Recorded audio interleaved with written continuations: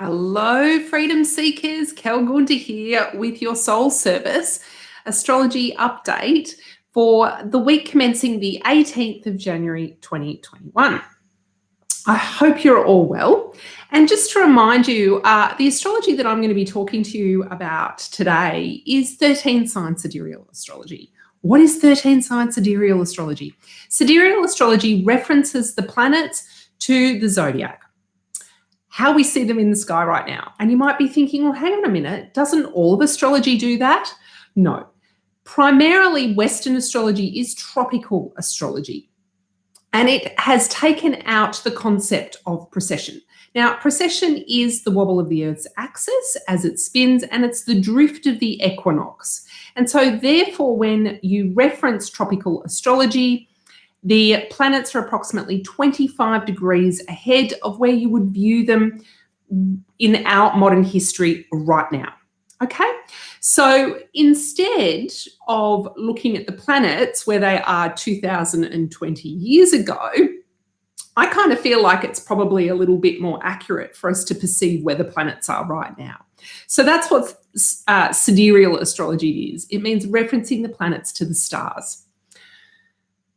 13 signs. Yes, there are 13 zodiacs around the ecliptic. The ecliptic is the pathway that the Earth takes around the sun, and all the planets take around the sun. And it produces a line around the planet. It's kind of like a diagonal line because we're on a tilt. And whatever constellations fall on that ecliptic form the zodiac in astrology. So that's how I refer to the planets. So you can basically get your astronomy app out, and wherever I refer to the planets now, you should be able to correlate it in the sky when you look at it. Why do I think that's important? Because I want you to use astrology not just as something to make you feel nice and light and fuzzy. I want you to use astrology to take you deeper into your consciousness, to take you deeper into your intuition, to take you deeper into your spirit. Why do I think that's important? Because we've lost connection with our spirit. We've lost connection with our planet. So if you can come back into connection with the planets that are part of our solar system, of which we are part of, because we were all here at the Big Bang in molecular form, and now we have coalesced in a particular physical matter, we're still part of that system. So I feel like us going deeper into our spirit means that we can go deeper into our planet. We can honor our planet. We can start to come back into a deep reverence for our planet. And we can start to work in alignment and coherence with the natural laws that are here on our planet. So deep down, I'm just a spiritual, astrological activist wanting you to love the planet and fix it up. Okay, so without further ado, what's going on in the skies for this week? So straight up, we have Uranus is going to square Jupiter. Now, typically, I don't look at the transit so much outer planet to outer planet. However, Uranus is playing a significant role this week and is going to be playing much more of a significant role as we progress throughout the year. So I was figuring that tension, there might be a bit of tension. Now, look, Jupiter doesn't really dig being in the zodiac of Capricorn. It feels a bit bored, right? It gets a bit bored. I'm a bit restricted here. I've got to do consistent, mundane things to bring about my dream. And Uranus is over in Aries, ready to go, go, go. So Jupiter might be ready to drop everything, consistency, working towards our dreams, and just go off into a tangent and find some other wonderful idea to follow.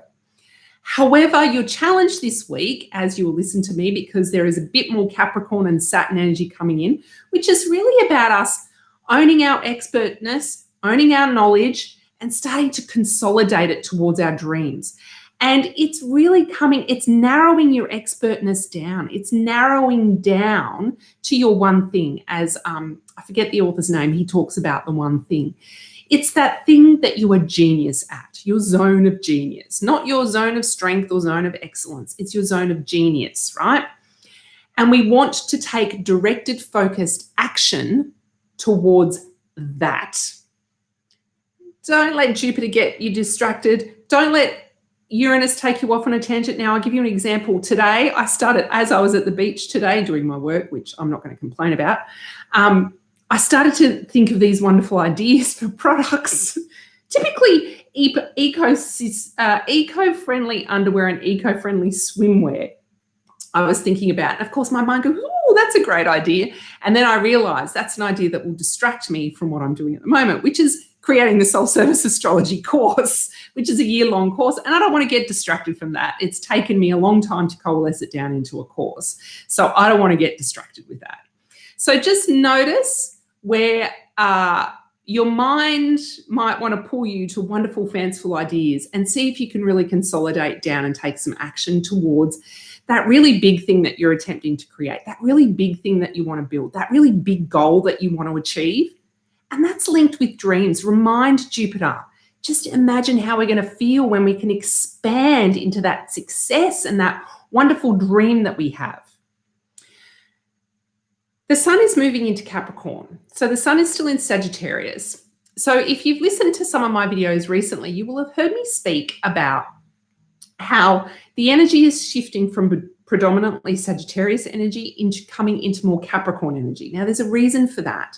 We've had 3 outer planets in Sagittarius for all of 2020.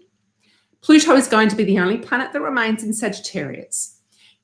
Saturn and Jupiter will be in Capricorn for the next 12 months or so. Jupiter will move in and out, but it's pretty much going to be quite a bit of Capricorn energy for those 2 outer planets.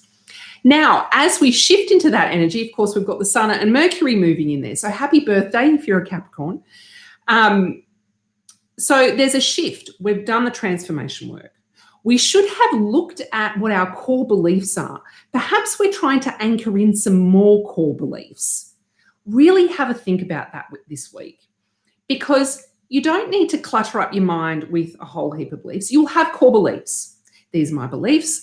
I believe them. I can see the evidence in my life and I'm creating that. But you'll also notice that you want to create something new. You want to create a new belief with the thing that you're building, with that one thing that you're building. And maybe there's some limiting beliefs that come up. So you want to really anchor in while the energy is sort of in Capricorn towards what you're building. Let the mind get on board, because at the end of the week, let me double check my notes. At the end of the week, Saturn is conjunct the Sun. So this is where we really want to make sure what it is that we want to create and shine out into the world is our core mastery, is our core systems, our core methodology, our one thing. What is that success that we want to achieve? What is that thing that we want to build? I keep talking about the builder. That's Saturn and Capricorn, right? So lock in those beliefs that you want to work towards. Then the other main aspect that we have this week. So I've just talked about the shift from the Saturn to Capricorn energy, right? So we've got that shift.